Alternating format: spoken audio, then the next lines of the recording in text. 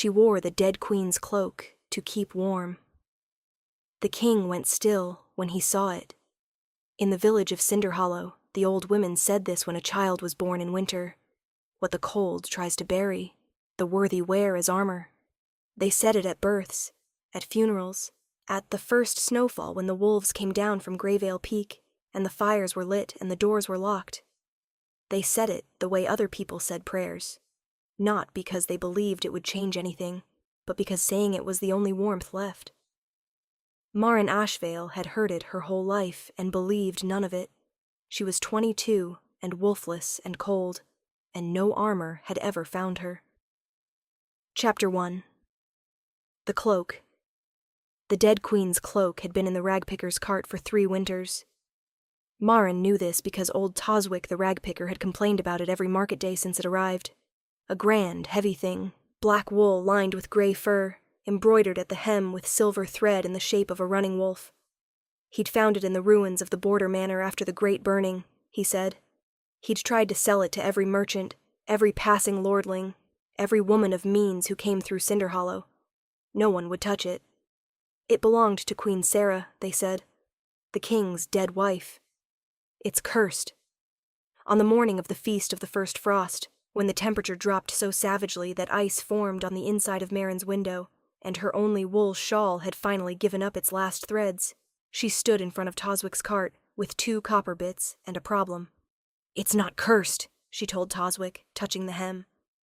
The silver wolves were tarnished, but intact, each stitch perfect. Someone had made this with real care. Toswick looked at her with something between pity and respect. "The whole of Cinderhollow won't wear it." "The whole of Cinderhollow has fires in their hearths." She set the 2 copper bits on his cart. "I'll give you what I have." He stared at the coins for a long moment, then pushed them back. "Take it, girl. I'm tired of hauling it." She wrapped it around her shoulders in the open air of the market, right there in front of the fish stalls, and the bread sellers, and the cluster of women who went quiet when they saw her do it. The fur lining settled against her neck. The warmth was immediate and extraordinary. Deep wool warmth, the kind that felt less like clothing and more like being held. She walked home through the snow and felt, for the first time in 3 winters, like she wasn't going to die of cold. She had no idea that the king was coming to Cinderhollow in 4 days. Chapter 2. What wolfless meant. Marin's mother had been a shifter, a grey wolf with clever eyes and a talent for tracking storms. Her father had been a human merchant who loved her mother completely and was gone before Marin's 3rd birthday, not by abandonment, but by fever. The shift was supposed to come between 12 and 15. It hadn't come for Marin. By 16, she understood the looks. By 18, when the other young women of Cinderhollow had full wolves, even little Pella Brightmore, who was clumsy and unkind, and shifted into a wolf barely bigger than a dog.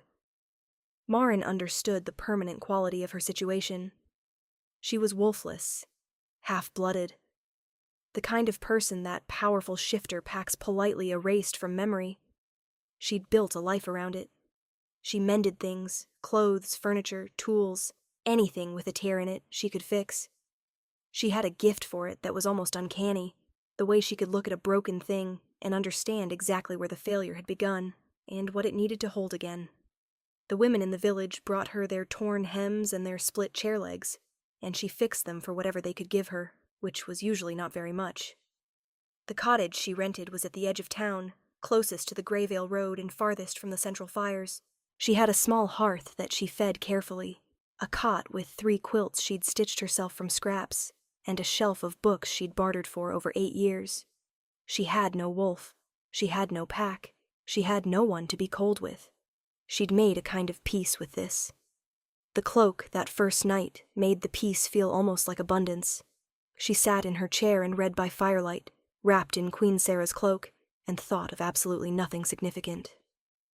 Chapter 3. The King's Arrival. King Aldrich Voss arrived in Cinderhollow on the 4th day, as she hadn't known he would, with 12 mounted guards and a steward named Cavell, who wore his self-importance like a second coat. Marin was in the market when the procession came down the Greyvale Road, She'd gone to see about a barrel of salt pork the fishmonger owed her for repairing his nets. She stood at the edge of the crowd that formed quickly and involuntarily, the way crowds form around anything powerful and dangerous. The king was large. She'd heard that. His reputation preceded him the way storm clouds preceded weather. Alpha King of the Greyvale Pack, sovereign of the 3 northern territories, widower of 6 years. He was broad across the shoulders, dark-haired, dressed for travel in plain riding leathers. His face was, she searched for the right word, and landed on exhausted. Not tired like a man who hadn't slept. Tired like a man who had been performing a version of himself for years, and the performance was wearing him hollow. His horse stopped. Not because he'd signaled it. The horse simply stopped, mid-stride, as if it had run into something invisible. The king went very still. His gaze had fixed somewhere in the crowd. Marin followed the line of it, the way you'd follow a pointing finger. It ended at her. No, not at her. At the cloak. She watched something move across the king's face that she had no language for. It wasn't grief, or not only grief. It was the expression of a man who has been carrying a locked room inside himself for years and has just, without warning, heard the key turn. Steward Cavil pulled his horse alongside the king. "Your Majesty, where did you get that cloak?" It wasn't a question. It came out flat and absolute, the voice of a man accustomed to the world rearranging itself around his words. The crowd was completely silent. Marin understood in one cold, crystalline moment exactly whose cloak she was wearing. She'd known abstractly. Knowing abstractly and being looked at by King Aldrich Voss were entirely different things. She kept her chin level. "The rag-picker's cart, Your Majesty. 3 days ago." It was in a rag-picker's cart. He said it to himself, not to her. Then to her. "Come to the hall tonight. Bring it." His horse moved again. The crowd breathed. Marin stood in the cold wake of the procession and thought, "I have nothing else warm enough to wear." Chapter 4. The Hall. The village hall had been turned into a king's dining room. Furs had been brought in, and candles, and the best tables from 3 different houses. The village elder, a shifter named Bourvain, who had never once looked directly at Marin, was sweating through his formal jacket near the head of the room. Marin arrived in the cloak because she had no choice. She'd pressed her best dress underneath it, dark blue wool, carefully mended at the cuffs, clean. She'd done her hair properly. She had decided that whatever was about to happen to her, she would stand for it without flinching. The room noticed her arrival. The conversations didn't stop exactly, but they shifted, the way wind shifts around an obstacle. Steward Cavil materialized at her side. "The wolfless girl?" He was already cataloging her deficiencies. "Marin Ashvale." She gave him her name before he could reduce her further. He led her to the king anyway. Aldrich Voss was seated at the head of the long table, a cup in his hand that he wasn't drinking from. He looked up when she approached, and the exhaustion on his face did something complicated when he saw the cloak again. Up close, he was more human than she'd expected powerful men to be. There were lines around his eyes. His jaw was sharp, but there was nothing performative about him at this range. He'd shed the formal version of himself somewhere between the road and this chair. "Sit," he said, and when Cavil made a small sound of protest, she was wolfless, she was nobody. She had no place at the king's table. Aldrich looked at him with a quality of patience that was somehow more frightening than anger. Cavil found reasons to be elsewhere. Marin sat. She folded her hands on the table and looked at the king directly, because looking away would be a kind of apology, and she hadn't done anything wrong. "Sarah loved that cloak," Aldrich said. Not accusatory, just fact, delivered from a long distance. "She wore it every winter she was alive. When the border manor burned, her attendants told me everything was lost. That was 6 years ago. Toswick the ragpicker found it in the ruins," Marin said. "He's been trying to sell it since. No one would buy it. They said it was cursed. And you?" A direct question from direct eyes. "I was cold. she said simply. Something shifted in his face. Not quite a smile, but its structural predecessor. What's your name again? Marin Ashvale. I mend things. I'm wolfless. She listed it before he could discover it and decide it was relevant. My mother was a grey wolf. My father was human. I never shifted. She watched him process this. She waited for the specific kind of dismissal she'd learned to expect from powerful wolves, the softening into polite disinterest, the conversation that quietly closed. I didn't ask about your wolf, he said. It was such a simple sentence. It sat in her chest like an ember. Are you cold now? He asked. Less than usual. She ran her hand along the edge of the cloak's embroidered hem, the silver wolves. The workmanship is extraordinary. I've been a mender for 8 years, and I've never seen stitching this fine. Syrah did it herself. She embroidered the hem the first winter we were mated. He was quiet for a moment. She said it was a record. Every wolf she'd ever run with. Marin looked down at the hem. Dozens of wolves, each one slightly different. Each one, she'd assumed it was decorative repetition, but now she saw the individuality in them. This one with a longer stride. This one with its head turned. This one smaller than the rest. She sounds like someone who paid attention, Marin said. Yes. He said it like a whole eulogy. She did. They ate dinner, and the dinner became a conversation, and the conversation became something she had no exact category for, which was a person who had made a life behind glass being looked at as if the glass wasn't there. Chapter 5. What Cavell knew. She should have expected the steward. He came to her cottage the next morning, while frost was still thick on the road, and he was not alone. 2 guardsmen accompanied him, standing in her doorway to remind her of their existence. The king is grateful for your attendance last night. Cavell's politeness was architectural, constructed to look like warmth while functioning as a wall. He would like the cloak returned, as a matter of... He would like to have it as a keepsake of his late queen. He'll compensate you. A purse appeared on her table. She didn't touch it. He can ask me himself, she said. Cavell blinked. I speak for the king. Then tell him I'd like to hear it in his own words. She watched Cavell try several expressions and discard them. He settled on the one that said, You are being foolish, and you are too small to know it. You are wolfless, he said, and his tone made it a permanent sentence. You have no standing. You have no pack. You are wearing a dead queen's garment that was never meant to be in a ragpicker's cart, and you're holding on to it out of some notion of... I'm holding on to it because it's mine, she said very calmly. I paid for it. I wear it. He said bring it last night, and I did. And he didn't ask me to surrender it. If he wants it, he can ask. Cavell left without the cloak.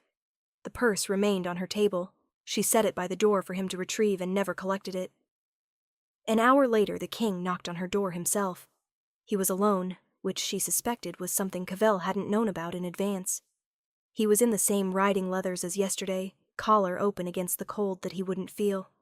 Alpha wolves ran hot, she knew. Cold didn't reach them the way it reached her. He came for the cloak, Aldrich said from her doorstep. He did. I didn't send him. A pause. I want you to know that. I was thinking about how to ask you myself, and Cavell solves things before I can think them through. It's useful, and sometimes it isn't. She stepped back from the door. He hesitated, a king hesitating on her threshold, and then stepped inside. Her cottage was small and intensely tidy, the way spaces become tidy when they're small enough that disorder is physically threatening. The shelf of books, the 3 quilts folded at the foot of her cot, the hearth, modest but tended. He looked at the room the way she'd looked at the cloak's embroidery, like someone trying to read what it said about the person who made it. Will you give it back? He asked, and then, I'm asking, not ordering. I want to know what you want. She'd had the cloak for 4 days. She'd been warm for 4 days. She thought about what it would mean to give it back, to return to the thin shawl, to the cold that crept under every layer, to the woman-shaped space in the world that nobody was filling. She thought about Sarah, who had embroidered every wolf she'd run with into the hem, who had paid attention, who was gone. "I'll make you a trade," Marin said. "Let me copy the embroidery first. Document every wolf in the hem. I can sketch them. I have paper and charcoal. That way the record she made isn't lost, even if the cloak—" She stopped. Even if anything happened to it. He stared at her. It was not the stare she was accustomed to. The cataloging stare. The assessing for worth stare. It was the stare of someone encountering a quality in another person that they had stopped expecting to find in the world. "That would take days," he said. "Yes. I'm only in Cinder Hollow for 2 more days." "Then I'll come with you when you leave," she said, and then immediately wondered where on earth those words had come from, because she had never in her life proposed anything so reckless. His expression completed its journey to something that was, unmistakably, that smile's actual arrival. "All right," he said. Chapter 6. The Counting of Wolves. She spent that day and the next at the king's borrowed table in the village hall, with paper and charcoal, and the cloak laid flat across the surface, working her way along the hem stitch by stitch. 47 wolves. Each one, she came to understand, was a real wolf. Sarah had recorded specifics, the slight hesitation in one wolf's left rear leg that meant an old injury. The wider muzzle of a wolf that Marin began to think of as the big, cheerful one. The smallest wolf, barely larger than Marin's palm span, when traced, running slightly ahead of all the others, as if it couldn't wait. Aldrich sat nearby on both days, not hovering, working, reading correspondence, issuing the quiet operational decisions that kingdoms apparently required constantly, but present. Occasionally he looked over at her work, and once she asked him to name the wolves if he could, and he did, naming them in the careful voice of a man reciting something precious. "That one is Bowen. He was Sarah's brother's wolf. That small one always out front, that's Sarah herself. 17 of the 47 he could name. For the others he had context. That pack was from the Thornwood territory. She ran with them one winter, even if he didn't have names. She labeled each sketch, built a small key at the corner of each page. When she reached Sarah's own wolf, small, slightly ahead, unmistakably joyful in its forward-leaning stride, she took more care than she had with any of the others, measuring with her smallest finger to get the proportions exactly right. At the end of the second day, she had 12 sheets of careful charcoal drawings and a record of something that had almost been lost. She folded them and set them inside the front cover of the smallest book on her shelf, an old cloth-bound collection of winter songs she'd had since she was 7, and tucked the book into the bag she was packing for wherever she was going next. She handed Aldrich the cloak.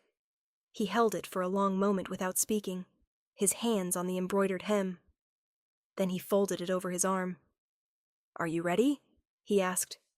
She had one bag, her mending tools, her books, and approximately no idea what she was doing. "Yes," she said. Chapter 7. Greyvale. The king's seat was a castle called Greyvale Hall, and it was less like a building and more like a conversation between stone and mountain that had been going on for 300 years. Marin arrived there and understood immediately that she had no official status, no designated place, no title or rank or wolf to legitimate her presence.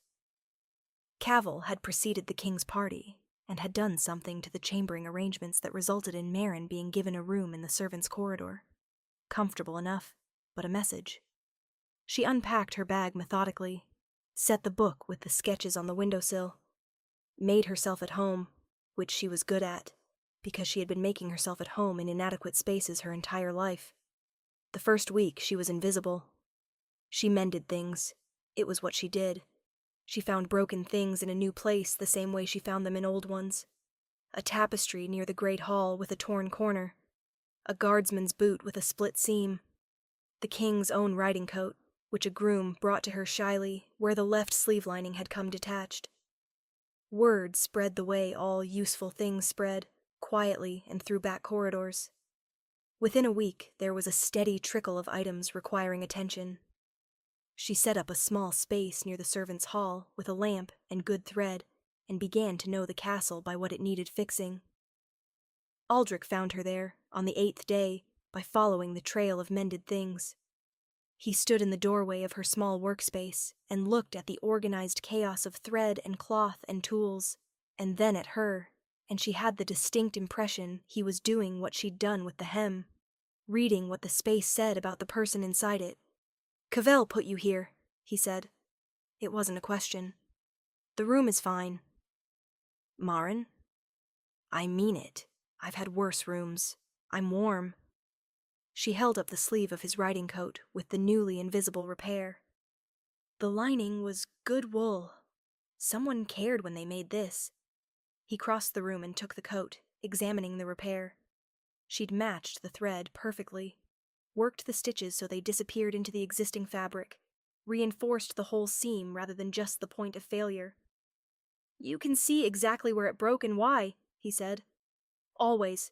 You have to understand the original thing before you can fix it right. If you just patch the surface, it'll tear again." She realized, as she said it, that she was talking about the coat, but not only about the coat, and from the way he looked at her, he understood that too. "Have dinner with me," he said. "Not in the hall. In my study, where Cavell can be professionally occupied elsewhere." "Is that a question or a request?" The words settled differently in his mouth than orders did. "There's a difference, and I'm trying to use it correctly." She smiled, which felt like something she'd done rarely enough that her face had to remember how. Chapter 8. What the cold tried to bury, the dinners in the study became a pattern, and the pattern became the architecture of something neither of them had names for yet, but that both of them were quietly building. He told her about the years since Sarah, the silence that a loss puts in a house, the way he'd kept governing because governance didn't have an off switch, and there was, he'd discovered, a certain mercy in the mandatory continuation of being useful.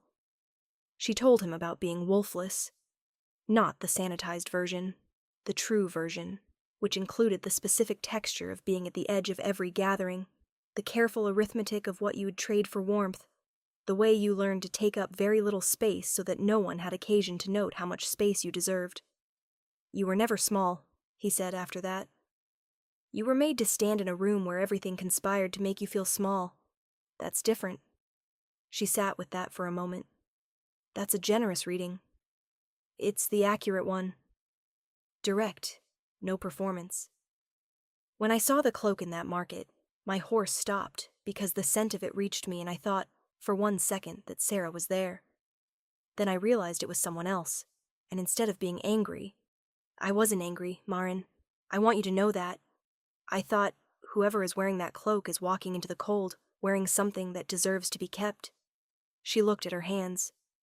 "I genuinely just needed to be warm." "I know." Something in his voice made the room feel different, not smaller, but more specifically itself. More real. "That's exactly what I mean." He reached across the table, slowly, giving her the complete map of his intention, and covered her hand with his. His wolf's warmth bled through immediately, the way the cloak's wool had bled through on that first market morning. Deep and immediate and genuine. The cold in her, the particular cold that was not about temperature, began, for the first time, to ease. She turned her hand over and held his. "I don't have a wolf," she said. One last offering of the thing most likely to make him reconsider. "I told you in Cinder Hollow. I'm not asking about your wolf." His thumb moved once across her palm. "I'm asking about you." In the castle around them, somewhere in the professional distance, Cavell was almost certainly unhappy about something. The court would have opinions. The pack would have requirements, and rituals and expectations. All of that was coming. She knew it was coming, and she held his hand anyway, and outside the window, the first real snow of the Greyvale winter came down in great unhurried flakes against the dark, and the fire in the study was the warmest fire she had ever sat beside. What the cold tries to bury, the worthy wear as armor. She thought of Toswick's cart. She thought of the 2 copper bits she'd offered and been refused. She thought of the silver wolves running along a hem, each one distinct, each one a real creature that a real woman had looked at closely enough to remember forever.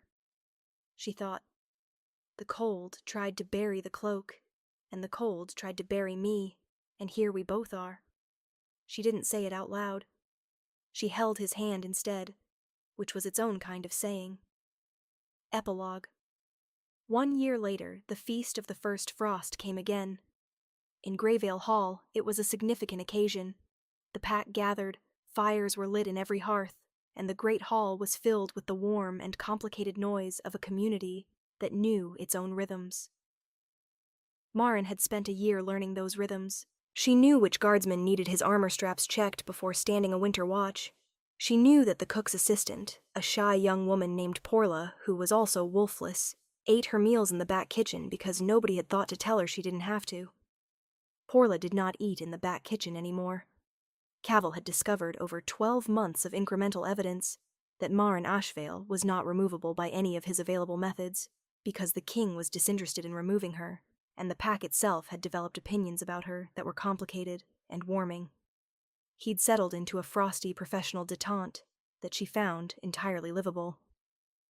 She stood in the great hall on the evening of the first frost feast in a dress the castle seamstress had made, deep green wool, trim and well-fitted, with room to move, and no cloak at all, because the hall was warm enough without one. Aldrich found her by the fire. He always found her by the fire, and she had stopped being surprised by the way he moved through any room toward her specifically, as if she were a magnetic north. "I have something," he said. He held out the cloak. She hadn't seen it since she'd handed it back to him in her cottage in Cinderhollow. He'd kept it in his rooms, a private keeping, the way you keep things that are both grief and gratitude. "Look at the hem," he said. She took the cloak and looked down. He had added to it. Carefully, inexpertly, the stitches were not Sarah's perfect ones, and they were not Marin's practiced ones. They were the stitches of someone who had never embroidered in his life and had done it anyway because it needed doing. 2 new wolves ran at the end of Sarah's line. One was large and dark, running steady, its stride long and measured. One was smaller, running slightly sideways, its head turned as if it were talking to the wolf beside it. It had no wolf form to be drawn from. He had made it from imagination, from attention, from the decision that she belonged in the record regardless. Marin's throat closed. "You added yourself," she said when she could. "I added us." He was watching her face with the careful and complete attention of a man who had learned, from a woman who mended things, that you had to understand the original before you could know what it needed. Sarah kept the record of who she ran with. I wanted to keep mine. She pressed one hand to the new stitching. Uneven, earnest, indelible. She reached into the pocket of her green dress. She had developed the habit this past year of carrying it everywhere, and produced a small, cloth-bound book, the Winter Songs collection. She opened the front cover and showed him 12 sheets of careful charcoal drawings, her hand, his names. Sarah's 47 wolves, documented and labeled and preserved. He looked at the pages and was quiet for a moment, in the specific way he was quiet when something mattered beyond the reach of speech. "She's still here," Marin said. "She stays in the record." "Yes." He touched the small forward-leaning wolf in the sketch, Sarah's own, with one careful finger. "Because of you." Around them, the pack made noise and warmth. Porla laughed at something near the food table, a real laugh, the startled kind that happens when you're not expecting to be happy. The fires ran high. The first snow of the season was coming down outside the tall windows. Marin folded the drawings back into the book. She wore no cloak that evening, and she was not cold, and she thought of what the old women in Cinderhollow said at every birth and funeral and first snowfall, what the cold tries to bury, the worthy wear as armor, and understood at last that the armor was not the cloak. The armor was this, being seen so thoroughly that you couldn't be erased. She tucked the book back into her pocket, where the charcoal drawings of 47 wolves waited in the warm dark, and the embroidered hem of Queen Sarah's cloak ran its silver line between grief and continuance and the living hand that held it. The king took her hand in his, steady and warm, the way he had 8 months ago, when they had quietly and privately made their promises in the study with the snow outside, no ceremony required, just the two of them accounting for each other clearly. She held on. Outside, winter buried Greyvale Hall in white, and inside, nothing was cold anymore. End.